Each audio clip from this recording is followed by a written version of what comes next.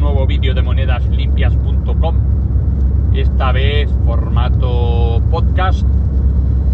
Bien, últimamente estamos metiendo bastante caña desde Numismática Activa al tema de las leyes de patrimonio y sobre todo, bueno, a las disposiciones o a las leyes propias de las comunidades autónomas. Ya sabéis que en España hay una ley que debiera ser la suprema, que es la ley constitucional, y a partir de esa normativa las demás leyes deberían estar amparadas bajo ese código ético, no contraponer lo que dice la ley, ¿no? Que es un poco lo que ocurre en Andalucía con la disposición cuarta transitoria.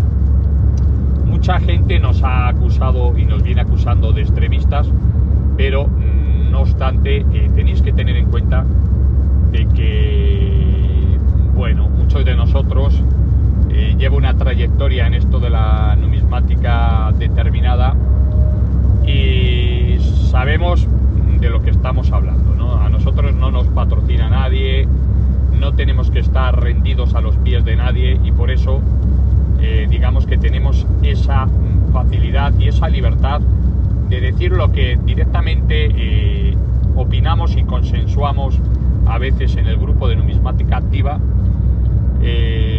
con la mejor de las intenciones, es decir, nosotros lo que queremos es concienciar a la gente del panorama, en este caso numismático, que existe en la sociedad y de otra serie de grupos que también tienen relación con la numismática, como bien pueda ser el propio coleccionismo de cualquier objeto histórico e incluso el detectorismo, ¿no?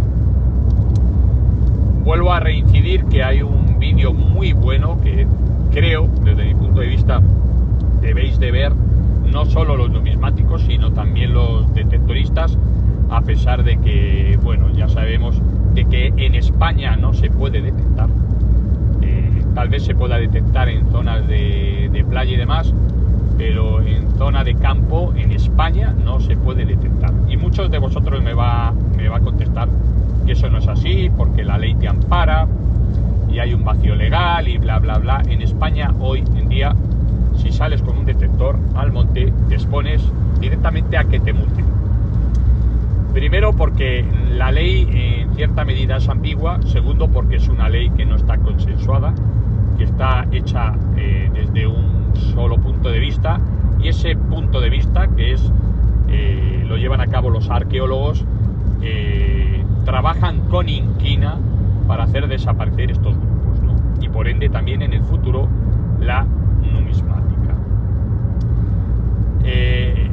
Por otro lado, el tema de que no podáis detectar también viene en función de las distintas interpretaciones que hacen los arqueólogos de las juntas correspondientes, que son los que os van a meter la multa cuando les llegue la denuncia del Seprona o de la Guardia Civil, y que por norma general están a favor claramente del lobby cancelador, ¿no? ¿Qué es el lobby cancelador?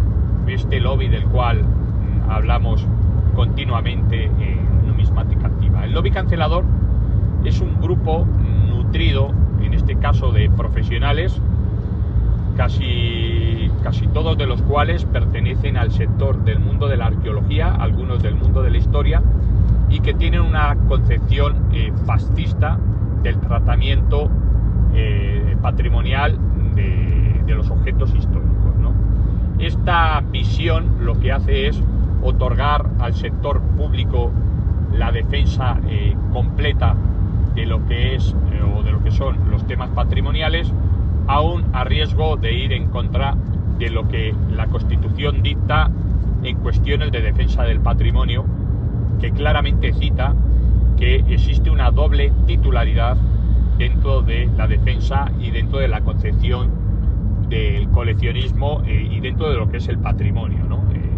La Constitución española dice que la titularidad, o sea que, bueno, avala, digamos, la defensa del patrimonio español, un patrimonio que tiene doble titularidad, ¿no? Por doble titularidad se entiende la titularidad pública y la titularidad privada. Por lo tanto, cuando estos arqueólogos están yendo en contra de este principio, adoptando ataques individuales dentro del sector privado, están no solo vulnerando la libertad de las personas y la presunción de inocencia que toda persona debe tener en un sistema democrático que se suponga que lo es como tal, sino que también están yendo en contra de la defensa del patrimonio, porque vuelvo a decir que el patrimonio es tanto público como privado. A consecuencia de esto, bueno, llevamos ya un tiempo, unos años, ejercitando lo que nosotros consideramos músculo como un músculo de conciencia colectiva, ¿no? En el cual no es un lavado de cerebro, sino lo que venimos a decir y a defender es, bueno, que los numismáticos y otra serie de colectivos tienen unos derechos que a veces no están reflejados por ley, pero que el sentido común, digamos, debería avalar la defensa de estos derechos, ¿no? Cosa que no ocurre. Por eso últimamente nos ponemos muy pejigueros con este tema, sacamos muchos vídeos al respecto y demás, ¿no? Yo os aconsejo uno de los últimos vídeos.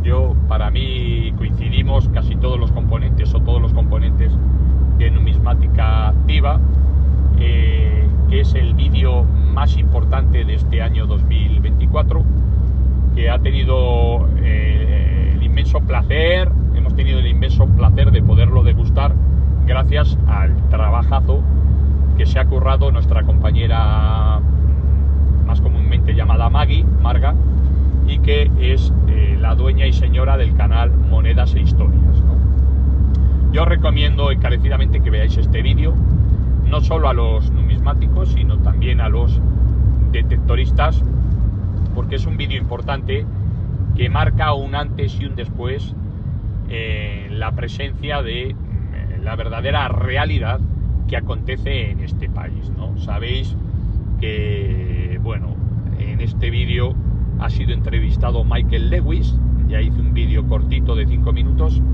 Michael Lewis es uno de los directores principales, en este caso es arqueólogo del British Museum, uno de los museos más importantes que hay a nivel internacional, y que ahora mismo, como bien dijo, pues contempla en la base de datos del British Museum, en el sistema de recogida de información de piezas que descubre gente a título individual, ya sea con un detector, ya sea cavando en su huerta, etcétera, etcétera. Refleja todo ese conocimiento y todos los datos y todos los objetos que se han encontrado, y que ahora mismo posee la friolera de más de 1.700.000 piezas que han sido rescatadas por detectoristas y gente, bueno, que no se dedica a la arqueología y que de una forma casual o bien buscándola de forma activa han encontrado objetos históricos, ¿no? ¿Qué venía a decir en el vídeo de Maggie de Monedas e Historias Michael Lewis, ¿no? Pues bueno, que el único problema que tenían en Reino Unido, en Inglaterra, por dicho, el único problema que tenían al respecto de este tipo de registro de objetos es que los ingleses son tan respetuosos y quieren colaborar tanto con la nación a nivel de tema patrimonial, que ellos, aún algunos sabiendo que tales piezas tal vez no sean consideradas como tesoros, piezas que encuentran ellos prefieren registrar todo, ¿no? Hubo una parte del vídeo que apenas mencionó el tema de los beneficios sociales que se llevan a cabo en Inglaterra gracias a estas leyes de patrimonio, en las que Michael Lewis deja claramente constante que estas leyes son consensuadas desde el sector arqueológico y el sector del detectorismo y otra serie de grupos como puedan ser historiadores, etcétera, etcétera, y que digamos que estos avances van a poder beneficiar al sector social y más concretamente al sector cultural de esta sociedad inglesa, ¿no? De esto no se habló mucho, pero hay que tener en cuenta que gracias a estos aportes se dan una serie de condicionantes que no ocurren en España, ¿no? El primer condicionante importante es simplemente el tratamiento que se percibe dentro de la sociedad inglesa de lo que se debe considerar patrimonio, ¿no? No lo dicen de una forma tan directa como lo voy a decir yo, pero es siempre lo que he defendido yo desde el punto de vista del sentido común, ¿no? El patrimonio de un país no es aquello de lo que se presupone que un país tiene, sino aquello que se ha descubierto y aquello que se le da valor y, digamos, que se presenta como parte del conocimiento de una sociedad.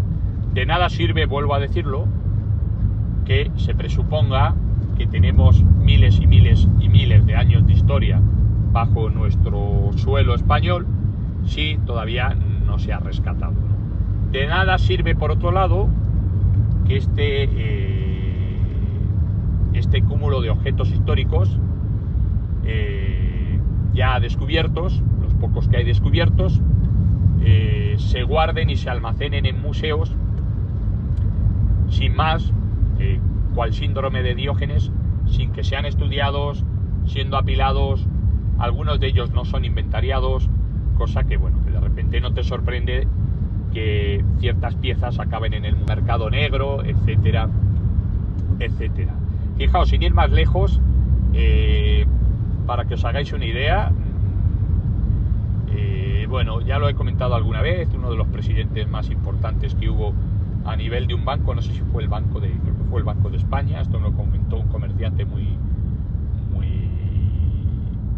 conocido en España, no voy a decir su nombre, pero bueno, gran parte de la colección del MAN, del Museo Arqueológico Nacional de Madrid, en cuanto a numismática se refiere, una gran parte de la colección de monedas vino de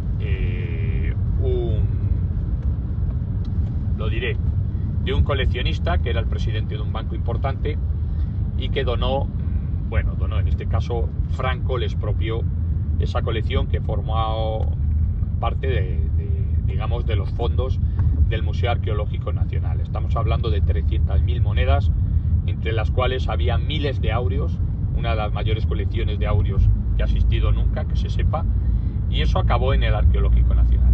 Y hay que presuponer que eso está allí, porque, bueno, nadie dice que esté, no aparecen esas piezas en museo, de cara al público, etcétera, etcétera. Por lo tanto, hay que empezar a considerar que el patrimonio de un país no es solo lo que se presupone que tiene el país, sino lo que se ha descubierto y lo que se pone en valor.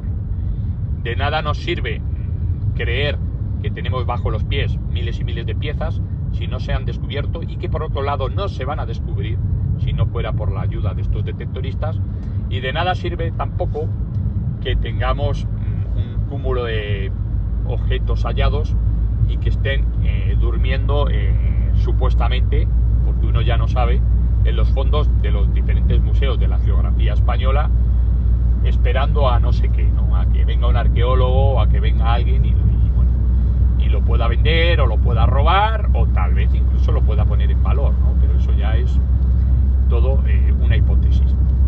Por lo tanto, uno de los puntos importantes que tiene Inglaterra a nivel de este tipo de tratamiento es que ellos sí que consideran que el patrimonio español, no lo van a decir, pero no hay más que ver este tipo de entrevista y seguir un poquito la tradición de las formas de actuar en cuanto a patrimonio se refiere del sistema inglés, pues uno se da cuenta de que el tratamiento del patrimonio en Inglaterra tiene que ver con estos dos conceptos. Primeramente, uno en el que ellos consideran que el verdadero patrimonio que tiene el país es aquel que está bajo tierra pero que se descubre porque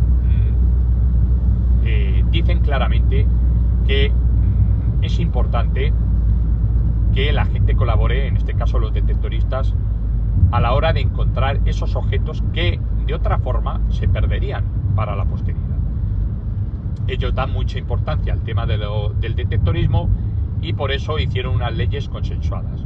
Al principio fue toda una prueba para ver cómo funcionaba y demás, y en cuanto vieron que, claro, que a los datos nos referimos, ¿no? Más de 1.700.000 piezas están ahora mismo inventariadas en el British Museum, pero no solo esas piezas, eso es a nivel público, porque habrá otros tantos millones, no digo millones de piezas que han acabado en colecciones privadas, y no necesariamente son piezas de calado inferior, sino que el propio Michael Lewis decía que no todo lo puede adquirir ni este museo ni otros museos a nivel de Inglaterra, porque no hay dinero, ¿no? Y una forma de descargar esa presión social es permitir a los detectoristas poder coleccionar o poder hacer con sus monedas, por ejemplo, poder venderlas o poder intercambiarlas, etcétera, etcétera. ¿Por qué?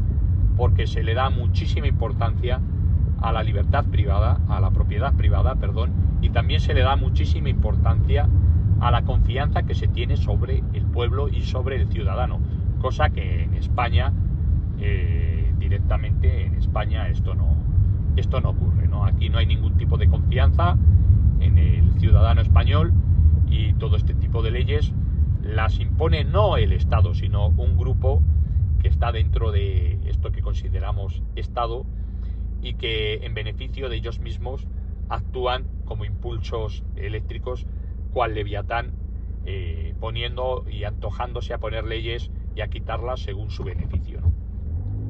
Por lo tanto, Inglaterra en este aspecto tiene una batalla ganada en cuestiones de defensa de patrimonio, porque consideran que el patrimonio de un país no es solo el que está bajo tierra, sino el que verdaderamente se descubre, y por eso existen estas leyes patrimoniales en las cuales se premia a las personas que encuentran los objetos de una forma con una doble vertiente, ¿no? Algunos objetos se los quedan los detectoristas y otros objetos son comprados y en este caso indemnizados, ¿no?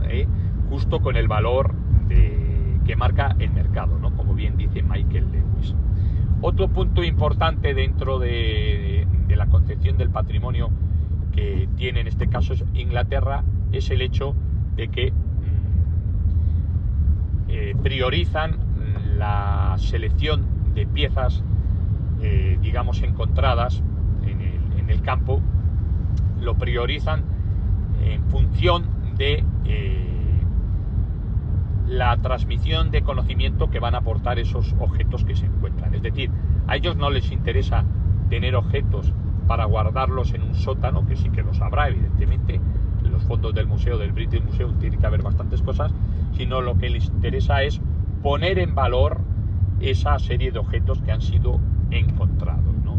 ¿Cómo los ponen en valor? Bueno, primero con el sistema del PAS, que es un sistema por el cual se vienen a registrar todos aquellos hallazgos interesantes que se han dado en suelo anglosajón, en suelo inglés, pero no solo los que van a parar al museo, sino también aquellos que van a parar a colecciones privadas, ¿no? Y dentro de estas colecciones privadas, lo vuelvo a decir, puede haber objetos, monedas que hayan encontrado detectoristas o mudlarkers u otra serie de personas cuando estaban, por ejemplo, abriendo una zanja para poner una tubería en sus jardines, cualquier historia, ¿no? De esta, ¿no? Pues bueno, están reflejadas esas piezas que tal vez no han pasado el proceso de selección para formar parte de estos museos, o que tal vez sí que lo pasó, pero que el museo desestimó poder comprar o adquirir estas piezas, porque volvemos a reflejar aquí que el ciudadano se tiene en el sistema inglés se tiene un máximo respeto por los derechos y también los deberes, ¿no? Pero sobre todo por los derechos de los ciudadanos. No van a expropiar objetos así por así sin, digamos, darles el estipendio que se merecen por el precio o la tasación de esos objetos, que tiene que estar en relación a los precios de mercado, como vuelvo a decir. Por lo tanto, se conjugan estos dos aspectos en Inglaterra, que son el tratamiento del patrimonio a nivel de descubrimiento y el tratamiento del patrimonio a nivel de post-descubrimiento, ¿no? Y todo esto está íntimamente relacionado con el consenso y la colaboración tanto de detectoristas como de numismáticos, en eso ya actuamos nosotros, como de arqueólogos. ¿Por qué? Porque en el British Museum me supongo que también hay gente dedicada al tratamiento de monedas que los arqueólogos no tienen por qué, digamos, controlar, salvo que ellos sean mismamente numismáticos, ¿no? ¿Por qué? Porque la numismática es una ciencia completamente distinta al sector de la arqueología, ¿no? Y esto en Inglaterra lo saben perfectamente, ¿no? Y hay una serie de profesionales a través de los cuales, a través de las redes, se pueden o prestan servicios a la comunidad de descubridores o a la comunidad de numismáticos que hay en toda Inglaterra, ¿no? Y esta gente está, digamos, versada en arqueología. Hay gente versada más en temas especializados dentro de la arqueología, por ejemplo, temas de cerámica, etcétera, y luego también hay gente versada en numismática, ¿no? Y tiene la misma importancia un arqueólogo que un numismático, e incluso que los propios detectoristas, ¿no? Que también hay detectoristas dentro de este sistema reglado del PAS, ¿no? Del sistema reglado inglés en cuestiones de patrimonio, que lo elabora, como bien digo, el British Museum. Y ahora tenemos que darnos cuenta de una cosa que es completamente interesante y que es una concepción la cual tendría que hablarse muchísimo más y que los propios arqueólogos de este país llamado España y también de Argentina y de otra serie de países, por ejemplo Italia, deberían conocer, ¿no? Y es el tema de la diferenciación que existe clara entre un colectivo como pueda ser el colectivo de los detectoristas y un colectivo como pueda ser el colectivo de los arqueólogos, ¿no? En España se suele atacar al detectorista porque se le ve como a una especie de bárbaro que realiza intromisiones en aspectos que según los arqueólogos no les corresponden. Y esto es un grave error, no solo para esta serie de colectivos, sino también para la defensa del patrimonio español. Y os voy a decir por qué. Mirad, esto lo deja bien claro Michael Lewis, lo deja bien claro en la entrevista que realiza Maggie y que dobla Damián Salgado por unas cuestiones de audio. Al final, bueno, no se pudo reproducir de una forma muy clara el audio de esta persona, se oía muy bajito, y Maggie hizo todo lo posible para extraer el audio en la forma en la que ella sí que podía escucharlo, y como no se oía bien, utilizó de la sapiencia, en este caso de nuestro amigo Damián Salgado de Numis Channel, ¿no? Ha habido alguna persona que incluso ha llegado a decir que el doblaje de Damián era un fraude. No sé si lo decían de coña o lo decían de una forma verídica, ¿no? Que creían, nada más lejos de la realidad. El subtitulado, lo que es el doblaje, en este caso efectuado por Damián Salgado, corresponde a la realidad. Él no ha puesto ni una palabra que no sea suya y ha traducido de forma completamente literal lo que decía Michael Lewis. O sea, eso que no queda duda, ¿no? Que no quede duda al respecto de eso, ¿no? Sería de estúpidos pensar que tal vez Damián ha modificado el texto, el audio y demás. Sería de estúpidos, ¿no? Pero como hay gente que ha dicho algo al respecto de esto, yo ya no sé si esta gente lo ha dicho de coña o no lo ha dicho de coña. Quede por delante que el trabajo de ambas personas, de Maggie y de Damián, incluso del propio Michael Lewis, ha sido ejemplar Y bueno, ahí tenéis, a las pruebas me remito, que tenéis un vídeo muy interesante, el vídeo del año, que no os podéis perder. No me quiero ir de tema. Con respecto a lo que os comentaba de cuál es el problema, el verdadero problema en España, aparte de ese lobby cancelador que posiciona a un grupo de arqueólogos en un escalafón elevado en detrimento de otra serie de colectivos que harían mucho por la defensa del patrimonio español, pues es, como digo, la concepción que tienen los arqueólogos sobre los detectoristas. Hay algo que dijo Michael Lewis que es muy importante y es la siguiente: cada grupo tiene su cometido. ¿Por qué esto es así? Porque fijaos, los arqueólogos normalmente no, siempre trabajan en función del conocimiento que ellos creen tener acerca de dónde puede haber un yacimiento, un vestigio histórico consolidado, en este caso generalmente o normalmente bajo tierra. ¿Qué llamo yo por vestigio histórico? Yo por vestigio histórico no llamo a ese conjunto de piezas que estén bajo tierra, que no estén situadas en un contexto en el cual no existan datos físicos palpables como iglesias, como calles, como piedras, como villas. Es decir, los arqueólogos van a cavar en sitios donde o se sabe que hubo un enterramiento, una necrópolis, un pueblo, un despoblado, una ciudad, etcétera, etcétera. Es decir, en aquellos sitios donde cuando el arqueólogo cava aparece un vestigio físico pétreo importante. Una villa romana, un laudus, cualquier historia. Y entonces, dentro de ese contexto, todo lo que aparece, todos los objetos que aparecen perdidos, incluso en los límites de esos yacimientos, pues evidentemente pertenecen a ese propio hallazgo y son muy válidos para explicar todo ese tipo de contexto, ¿no? Por eso, pero esto no tiene nada que ver al trabajo del 90%, voy a decir una cifra, un porcentaje que seguramente sea más alto, el porcentaje alto que existe en España.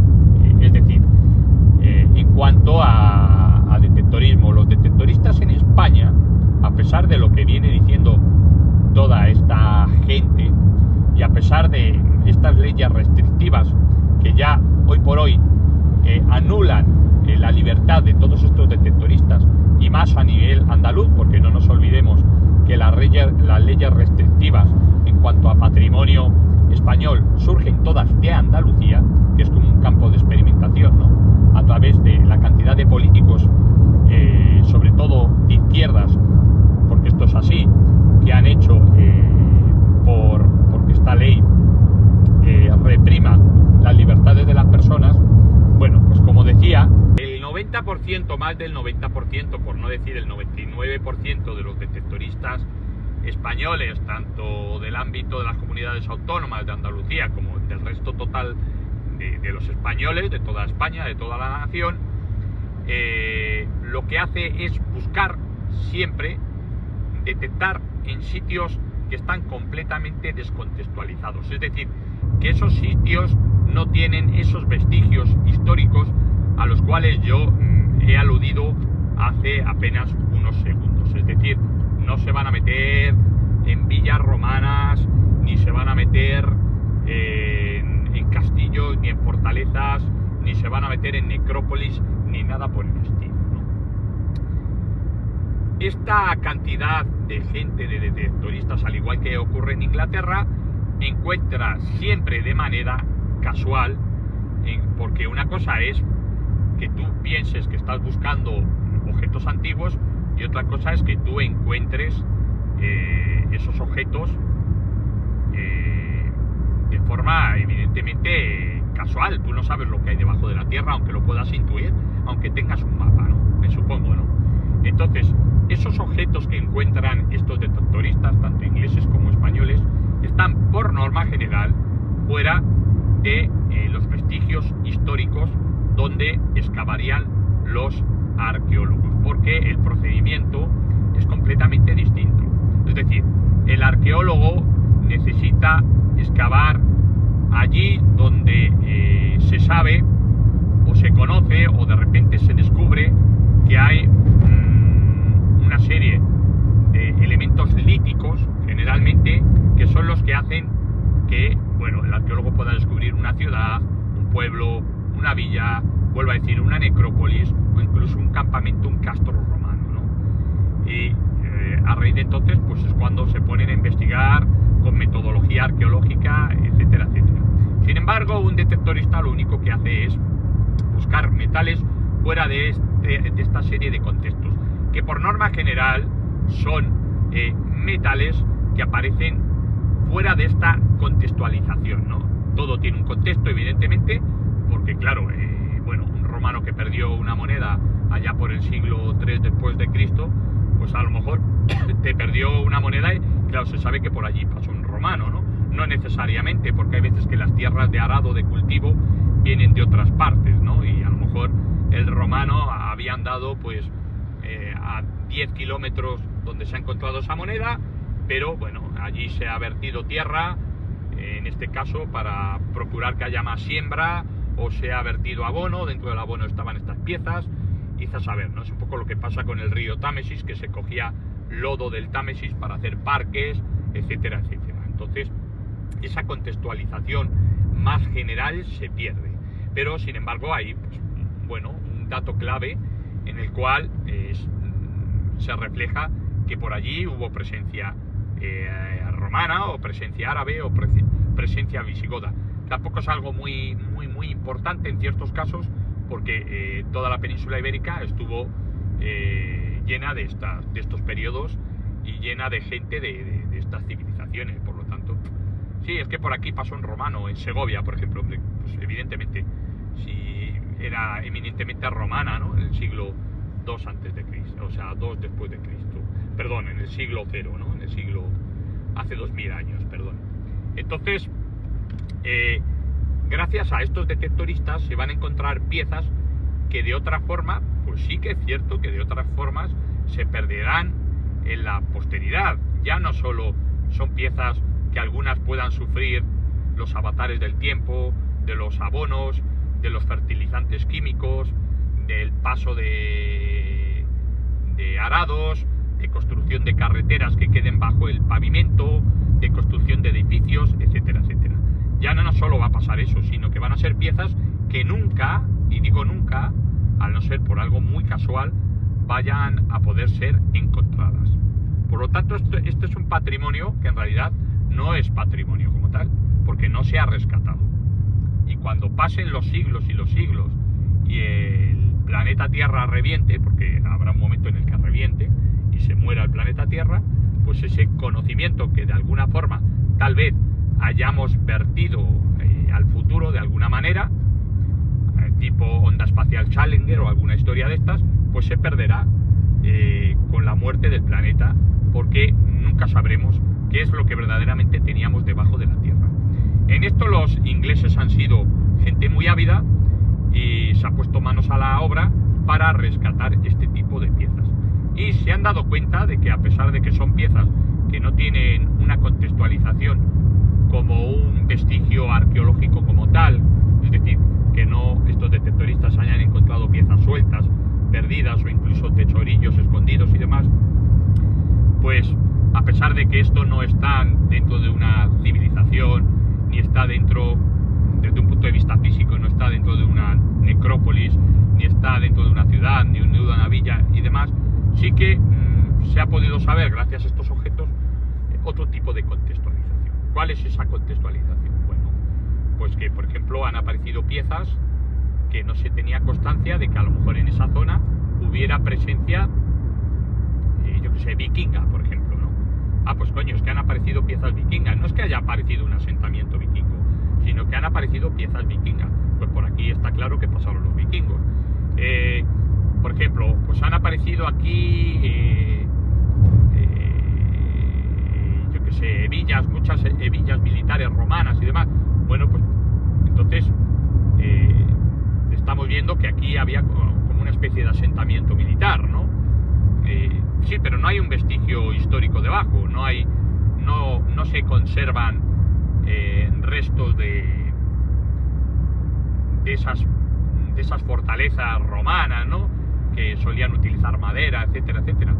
Ha desaparecido, se las llevaron los romanos para hacer otros campamentos, pero sí que queda constancia de que hay una serie de compendios de objetos históricos que a esa zona ya le dan una especie de contexto. Y luego por otro lado dicen, hombre, pues es que mira, aquí no había ninguna contextualización, o sea, no se sabía de que aquí hubiese un vestigio histórico importante, y estos detectoristas han encontrado, por ejemplo, una necrópolis visigoda, o han encontrado una villa vikinga, o han encontrado una zona de batalla muy muy importante, etcétera, etcétera, ¿no? Y en esto, evidentemente, los ingleses nos adelantan muchísimo. Y claro, sobre todo nos adelantan porque, primero, esos objetos son objetos que nunca nadie puede descubrir, al no ser de una forma muy aislada, muy inferior, mínima en cuanto a número de hallazgos, y de una forma muy casual, como pueda ser un tío cuando pasa con un tractor, un agricultor, y ve algo reluciente en el suelo, imaginémonos. Si no lo saca un detectorista, eso no lo va a sacar un arqueólogo, porque un arqueólogo no va a ir a zonas donde no hay un vestigio histórico debajo. En estas zonas donde los detectoristas encuentran las piezas, solo hay tierra y piedras, pero no piedras labradas por el ser humano, por norma general, ¿no? Y evidentemente los detectoristas, como vuelvo a decir, van a encontrar también vestigios históricos importantes bajo tierra que no se tenía constancia de que existían, y eso va a favorecer a que los arqueólogos puedan trabajar en estos sitios, ¿no? Por lo tanto, los ingleses, hay que aplaudir su forma en el tratamiento de la defensa del patrimonio, porque establecen claramente, no solo con una constitución como hacen en España, sino con leyes, como bien dice Damián, que se puedan cumplir, que la titularidad en cuanto a pertenencia de objetos históricos del patrimonio puede ser tanto a nivel público como a nivel privado. Y en ocasiones el coleccionismo privado aporta información, y mucha información, al coleccionismo público, y también el coleccionismo público aporta y mucha información al coleccionismo privado. Esto es importante destacarlo, ¿no? Por otro lado, gracias a este consenso de probada eficacia desde hace años, bueno, pues hay trabajo para todo el mundo, porque, bueno, no solo el British Museum está claro que es el museo por excelencia inglés, pero otra serie de museos, entre los cuales, como bien decía Michael Lewis, había unos 200 museos, se ven beneficiados de este sistema inglés. ¿En qué se ven beneficiados? Bueno, en que gracias a estos descubrimientos, estos museos tienen piezas, al tener piezas, tienen trabajo. ¿Qué trabajo es este? Catalogar las piezas que se encuentran, por lo tanto, tienes que contratar a arqueólogos y a gente especialista en este tipo de objetos, también a numismáticos, también a detectoristas, se contrata, y bueno, y se trabaja en función de, es una cadena, ¿no?, de producción, ¿no? Unos sacan piezas, otros las estudian, etcétera, etcétera. Pero es que esto va mucho más allá. Los propios coleccionistas británicos a título privado elaboran conocimiento que luego es un conocimiento del cual se va a haber beneficiado todo el sector, tanto público como privado, ¿no? Porque no nos olvidemos que estos detectoristas y estos numismáticos que existen en Inglaterra, aparte de los estudios de investigación que hacen los numismáticos, al igual que pueda ocurrir en Francia, en Argentina, en España, incluso muy remotamente en Italia, por algún reducto de algún coleccionista que todavía sobreviva al lobby cancelador, pues el tema de los detectoristas en Inglaterra también elaboran sus trabajos. ¿Cómo elaboran sus trabajos? Bueno, pues aportando con revistas científicas, con libros, con canales de YouTube, con blogs, con, en este caso lo diré, portales específicos sobre distintas materias. ¿Cuáles son esas materias? Pues bueno, normalmente esas materias giran en torno a objetos determinados. ¿Cuáles son esos objetos determinados? Por ejemplo, hebillas. Sin ir más lejos, hay varios libros de hebillas que están organizadas y secuenciadas por tiempo, etcétera, etcétera.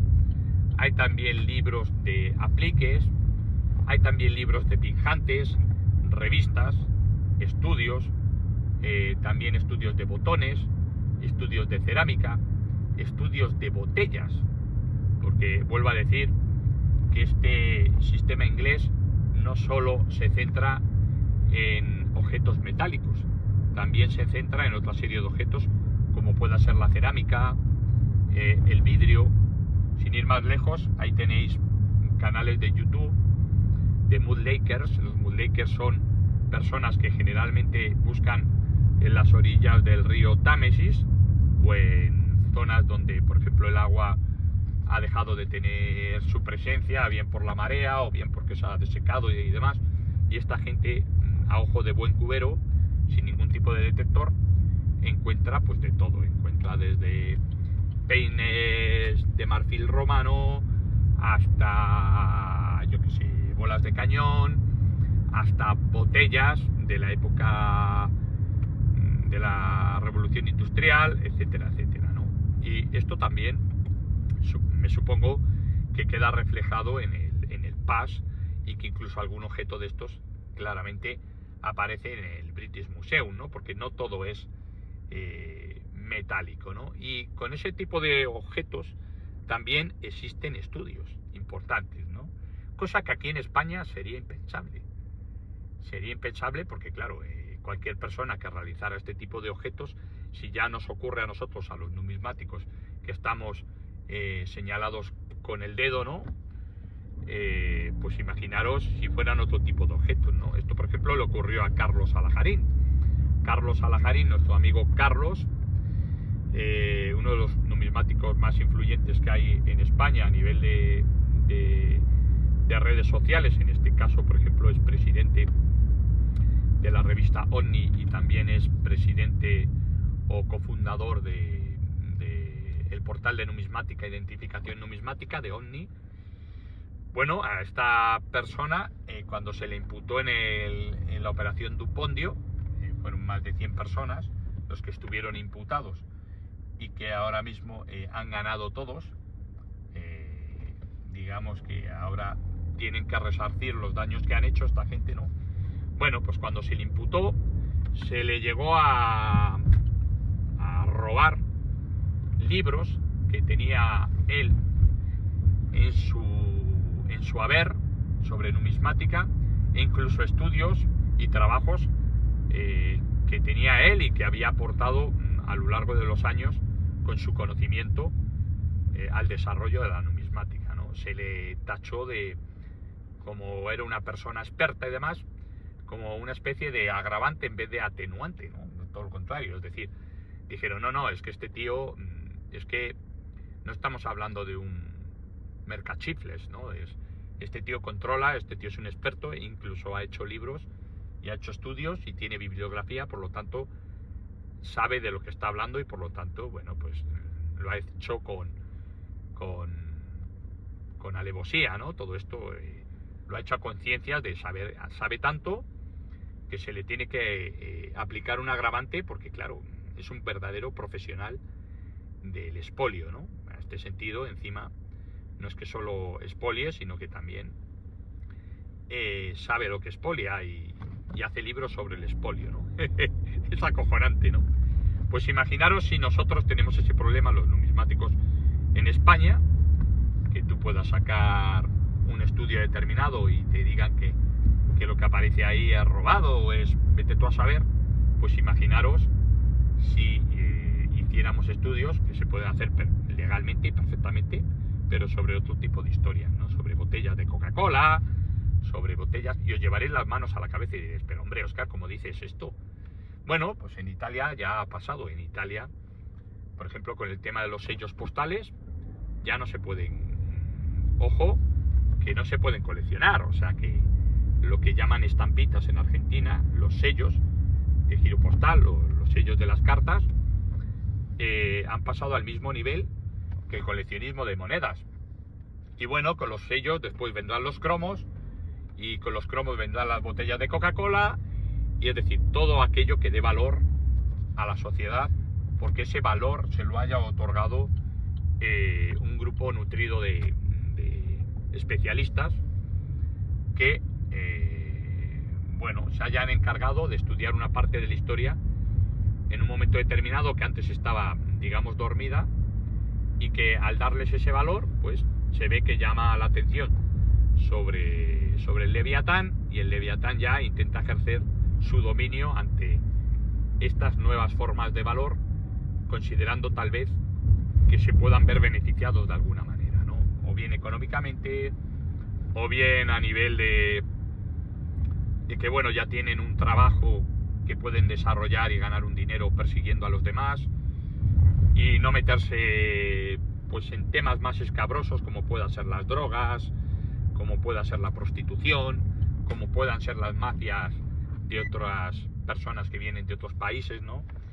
Y que es más fácil, pues bueno, al fin y al cabo es más fácil meterse con los derechos de un coleccionista de a pie que no ha hecho nada malo, sino que lo único que ha hecho ha sido aportar a la sociedad, que meterse con un vendedor de droga, o con un terrorista, o con un dueño de mafia de trata de blancas, ¿no? Por ejemplo, ¿no?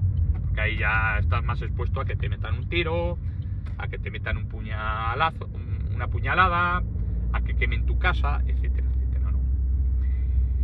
Y bueno, así que nada, simplemente os digo que o actuamos, y bueno, esto es un vídeo específicamente dedicado a los detectoristas españoles. Dije que no iba a hacer mucho más, pero bueno, en función del vídeo de Maggie, pues he hecho este pequeño podcast, y creo que no tenéis todavía la batalla perdida, a pesar de que os han prohibido evidentemente detectar en las playas andaluzas. Yo lo único que os digo es que expliquéis y pidáis, mejor dicho, explicaciones a vuestras federaciones, a vuestras asociaciones, y que os rebeléis contra estas asociaciones y la Federación Española de Detección Deportiva. Os rebeléis y le digáis las cosas claritas, y os salgáis de estas federaciones que nada hacen para el tratamiento de los derechos vuestros, ¿no?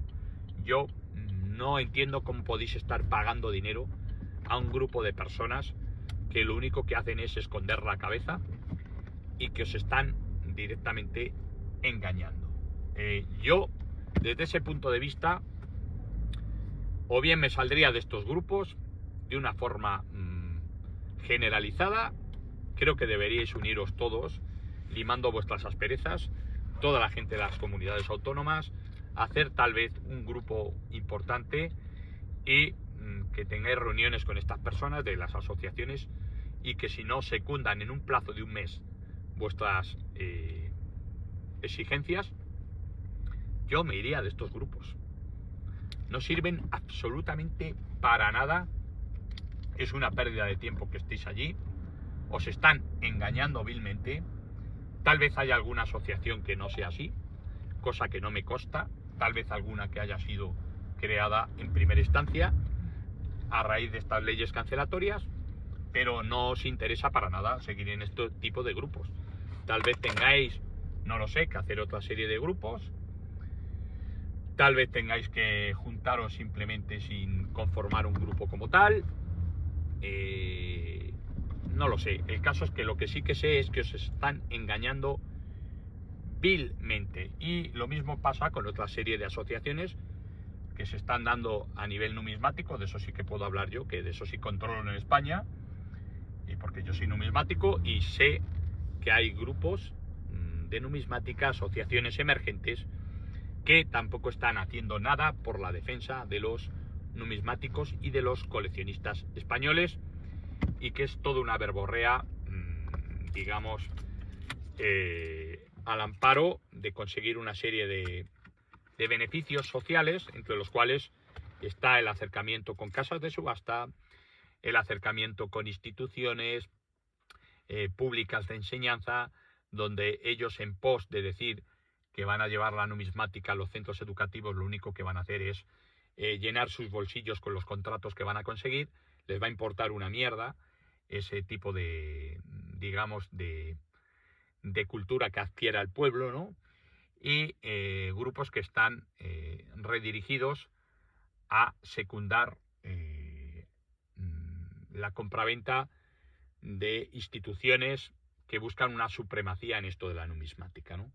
Por lo tanto, rehuir también de estas asociaciones numismáticas que os engañan, de aquellos que defienden este tipo de instituciones porque también buscan un beneficio personal y en ningún caso buscan que el pueblo pueda cultivarse, ¿no? Ellos solo buscan una supremacía, buscan una posición social elevada y les importa una mierda, bueno, el tema de, por ejemplo, que está ocurriendo en Andalucía, ¿no? Aún a riesgo de decir que es mentira, que no, esa disposición cuarta no tiene ningún tipo de aplicación. Evidentemente, la aplicación está hecha. Otra cosa es que el Poder Ejecutivo actúe, ¿no? La ley está hecha, no está derogada. En Andalucía, ojo con comprar moneda de más de 100 años, porque sabéis que pueden adquirir inmediatamente el carácter de manial, y eso no lo digo yo, eso lo dice la ley, la disposición cuarta transitoria. Que no la hayan ejecutado, bueno, hasta que les dé por ejecutarla, hasta que cambien de políticos y a alguien se le ponga entre oreja y oreja, entre ojo y ojo, aplicar esta ley y empezar a tirar de carácter retroactivo y joder vuestras colecciones. Si no veis esto algo importante, pues bueno, pues apague, vámonos.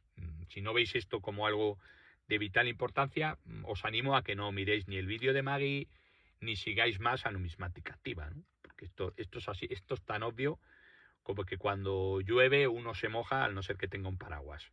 El único paraguas que hay aquí ahora mismo en cuestión de defensa de los numismáticos e incluso en concienciación de otros temas como pueda ser el coleccionismo, incluso la detección, es Numismática Activa. A mí se me caería la cara de vergüenza como asociación de detectoristas, se me caería la cara de vergüenza el hecho de ver toda esta cantidad ingente de vídeos y todo el apoyo que estamos recibiendo, y se me caería la cara de vergüenza, digo, vuelvo a decir, sabiendo que engaño a la gente y que no estoy haciendo nada por el colectivo y que lo único que hago es intentar que el lobby cancelador me dé los restos de comida que ellos están todo el día pues eso, ejerciendo, ¿no? ¿Cuáles son estos restos de comida? Las sobras. ¿Qué son las sobras? Bueno, venga, os damos un permisito para buscar aquí, hacéis un día una búsqueda de chapas, etcétera, etcétera. Excusas para seguir intentando sobrevivir, intentando estar a los pies del Leviatán, ¿no? Y cuando verdaderamente lo que tenéis que estar haciendo es luchar por los derechos de los detectoristas. Y si no lo conseguís, cerrar, si no están cerradas ya las asociaciones. Vuelvo a decir, se me caería la cara de vergüenza de formar parte de estas instituciones, tanto de la Federación de Detección Deportiva como de las asociaciones, obviando el verdadero problema que hay ya y que, bueno, si no habéis hecho nada vosotros, nosotros tampoco lo vamos a hacer. Y más cuando no pertenecemos a ese sector. Evidentemente hablamos de este tema porque nos beneficia desde el punto de vista patrimonial. Ahí tenéis el vídeo de Maggie, ¿no? Pero ciertamente no sé si corresponde a cobardía o sois parte del lobby cancelador. Me consta que hay grupos de detectorismo que comulgan con el lobby cancelador y solo ellos pueden buscar y otros no. Pero la culpa al fin y al cabo la tenéis todos y cada uno de vosotros que me estáis escuchando, que no habéis hecho nada, ni vais a hacer nada acerca de vuestros derechos como detectoristas.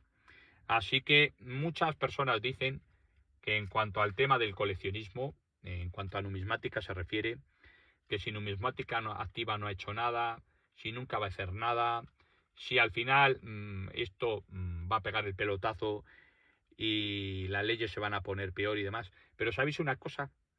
Que yo me voy a ir tranquilo a la tumba cuando me tenga que ir, que espero que sea muy tarde y muy de mayorcito, y me voy a ir tranquilo de haber intentado defender mis derechos, ya no hablo de los demás, digo de mis derechos como numismático y como coleccionista de numismática que se refiere, ¿no? Yo sí que me voy a ir tranquilo de no haber engañado a la gente y de no haber interpuesto una serie de principios para conseguir otros, que es lo que hacen estas nuevas asociaciones y aquellos personajes que les secundan y que incluso formaron parte de nuestro grupo y que, bueno, ahora mismo son unos traidores. Esto es así, o sea, traidores, ¿no? Pero tú te puedes ir de un grupo y hacer tu vida sin joder la vida de los que estaban en el grupo, ¿no? Por lo menos un poquito de dignidad sí que deberíais tener, ¿no? Cosa que parece ser que no tenéis. Pero bueno, esto ya es cuestión de cada uno. Así que nada, aquí dejo el vídeo. Os vuelvo a aconsejar el trabajo de Maggie, de Monedas e Historias, el último vídeo que ha hecho, que lo veáis, que dejéis comentarios y lo hagáis rular. Besos y abrazos para todos.